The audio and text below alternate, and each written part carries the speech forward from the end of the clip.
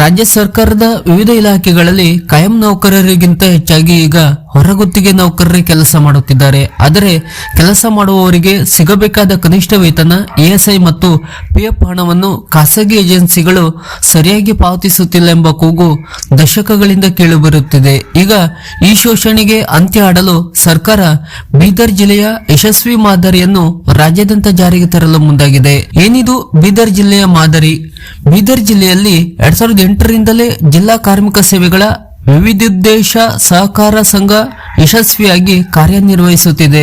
ಇಲ್ಲಿ ಖಾಸಗಿ ಏಜೆನ್ಸಿಗಳ ಬದಲಾಗಿ ಸರ್ಕಾರಿ ಸ್ವಾಮ್ಯದ ಸಹಕಾರ ಸಂಘವೇ ನೌಕರರನ್ನು ಒದಗಿಸುತ್ತದೆ. ಇದರಿಂದ ನೌಕರರ ವೇತನ ನೇರವಾಗಿ ಅವರ ಖಾತೆಗೆ ಸೇರುತ್ತವೆ ಮತ್ತು ಸಾಮಾಜಿಕ ಭದ್ರತೆಯ ಸೌಲಭ್ಯಗಳು ತಪ್ಪುವುದಿಲ್ಲ.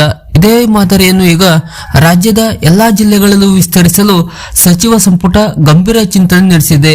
ಈ ಬಗ್ಗೆ ಪೂರ್ತಿ ಮಾಹಿತಿ ಇಲ್ಲಿದ್ದು ವಿಡಿಯೋ ಪೂರ್ತಿ ನೋಡಿ ಹಾಗೂ ಈ ತರದ ಮಾಹಿತಿಗಳಿಗಾಗಿ ನಮ್ಮ ಚಾನೆಲ್ ಅನ್ನ ಸಬ್ಸ್ಕ್ರೈಬ್ ಮಾಡಿ ನಮ್ಮನ್ನು ಕೂಡ ಬೆಂಬಲಿಸಿ.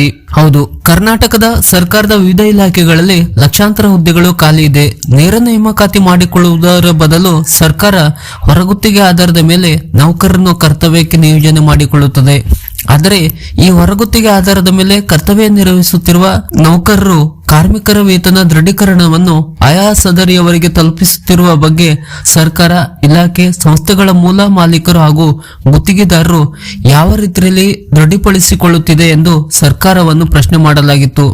ಸರ್ಕಾರ ಈ ಕುರಿತು ಉತ್ತರವನ್ನು ನೀಡಿದ್ದು, ಕಾರ್ಮಿಕ ಇಲಾಖೆಯ ಅನುಷ್ಠಾನಗೊಳಿಸುತ್ತಿರುವ ಕನಿಷ್ಠ ವೇತನ ಕಾಯ್ದೆ 1948, ವೇತನ ಪಾವತಿ ಕಾಯ್ದೆ 1936, ಗುತ್ತಿಗೆ ಕಾರ್ಮಿಕ ಕಾಯ್ದೆ 1970, ಉಪದಾನ ಪಾವತಿ ಕಾಯ್ದೆ 1972, ಹೆರಿಗೆ ಭತ್ಯೆ ಕಾಯ್ದೆ 1961 ಹಾಗೂ ಅನ್ವಯಿಸುವ ಇತರ ಕಾರ್ಮಿಕ ಕಾಯ್ದೆಗಳನ್ವಯ ನಿರ್ದಿಷ್ಟ ದೂರುಗಳು ಬಂದಲ್ಲಿ ಸರ್ಕಾರದಿಂದ ಸದರಿ ಕಾಯ್ದೆಗಳಡಿ ಅಧಿಸೂಚನೆಗೊಳಪಟ್ಟ ಕಾರ್ಯವ್ಯಾಪ್ತಿಯ ನಿರೀಕ್ಷಕರು, ಅಧಿಕಾರಿಗಳು ತಪಾಸಣೆ ನಡೆಸುವ ಮೂಲಕ ಕಾಲಕಾಲಕ್ಕೆ ತಪಾಸಣೆಯನ್ನು ಕೂಡ ಮಾಡಲಾಗುತ್ತಿದೆ ಎಂದು ಹೇಳಿದ್ದರು. ಅಲ್ಲದೆ ಈ ತಪಾಸಣೆ ನಡೆಸುವ ಸಂದರ್ಭದಲ್ಲಿ ಕಾರ್ಮಿಕರ ಹೇಳಿಕೆ ಹಾಗೂ ವೇತನ ಪಾವತಿ ಮಾಡಿದ ದಾಖಲೆಗಳನ್ನು ಪರಿಶೀಲಿಸಿ ವೇತನ ಪಾವತಿಯಾದ ಬಗ್ಗೆ ದೃಢೀಕರಿಸಲಾಗುತ್ತದೆ. ನಿಗದಿತ ವೇತನಕ್ಕಿಂತ ಕಡಿಮೆ ವೇತನ ನೀಡುವುದು ಹಾಗೂ ನಿಗದಿತ ಸಮಯಕ್ಕೆ ವೇತನ ನೀಡದಿದ್ದ ಪಕ್ಷದಲ್ಲಿ ನಿಯಮಾನುಸಾರ ಕ್ರಮ ಕೈಗೊಳ್ಳಲಾಗುತ್ತಿದೆ ಎಂದು ಸರ್ಕಾರ ವಿವರಣೆ ನೀಡಿದೆ.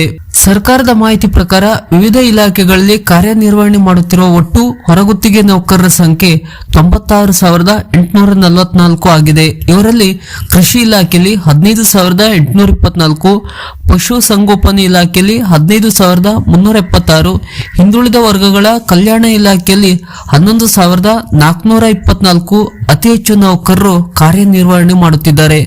ಕಳೆದ ವಾರ ಮೊಹಮ್ಮದ್ ಮೊಹಸಿನ್ ಸರ್ಕಾರದ ಪ್ರಧಾನ ಕಾರ್ಯದರ್ಶಿ ಕಾರ್ಮಿಕ ಇಲಾಖೆ ಪತ್ರವೊಂದನ್ನು ಬರೆದಿದ್ದಾರೆ. ಸರ್ಕಾರದ ವಿವಿಧ ಇಲಾಖೆ, ನಿಗಮ, ಮಂಡಳಿ, ಸಂಸ್ಥೆಗಳಲ್ಲಿ ಕಾಯಂ ಹುದ್ದೆಗಳನ್ನು ನೇರ ನೇಮಕಾತಿ ಮೂಲಕ ಭರ್ತಿ ಮಾಡದೇ ಇರುವುದರಿಂದ ಹೊರಗುತ್ತಿಗೆ ನೌಕರರ ಸೇವೆಯನ್ನು ಖಾಸಗಿ ಏಜೆನ್ಸಿಗಳ ಮೂಲಕ ಪಡೆಯಲಾಗುತ್ತಿದೆ ಎಂದು ಹೇಳಿದ್ದಾರೆ.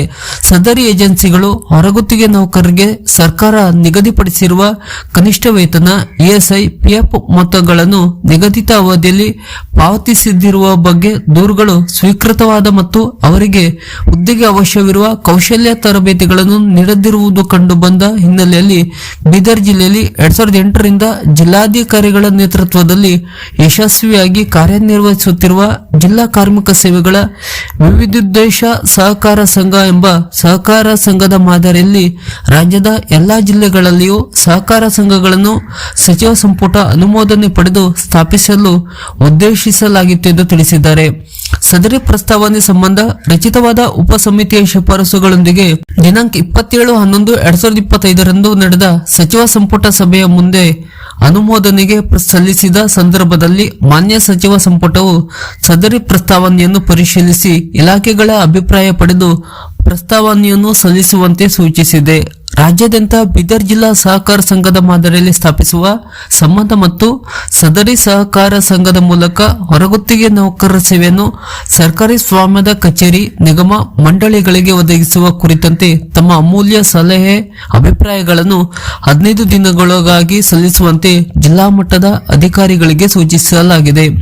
15 ದಿನಗಳೊಳಗಾಗಿ ತಮ್ಮ ಸಲಹೆ ಅಭಿಪ್ರಾಯವನ್ನು ಸಲ್ಲಿಸದಿದ್ದಲ್ಲಿ ತಮ್ಮ ಸಹಮತಿ ಇದೆ ಎಂದು ಭಾವಿಸಲಾಗುತ್ತದೆ ಎಂದು ಈ ಮೂಲಕ ತಮಗೆ ತಿಳಿಯಬಯಸುತ್ತೇನೆ ಎಂದು ಅವರು ಪತ್ರದಲ್ಲಿ ಸ್ಪಷ್ಟಪಡಿಸಿದ್ದಾರೆ.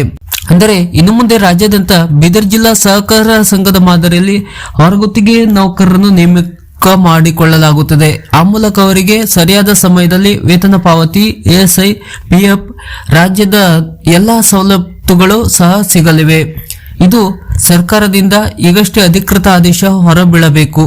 ಸರ್ಕಾರದ ಇತರದ ಇನ್ನಷ್ಟು ಮಾಹಿತಿಗಳಿಗಾಗಿ ಹಾಗೂ ಹೊರಗುತ್ತಿಗೆ ನೌಕರರಿಗೆ ಸಂಬಂಧಪಟ್ಟಂತ ಹೊಸ ಅಪ್ಡೇಟ್ನ ಮಾಹಿತಿಗಳಿಗಾಗಿ ನಮ್ಮ ಚಾನೆಲ್ ಅನ್ನು ಸಬ್ಸ್ಕ್ರೈಬ್ ಮಾಡಿ ನಮ್ಮನ್ನು ಕೂಡ ಬೆಂಬಲಿಸಿ.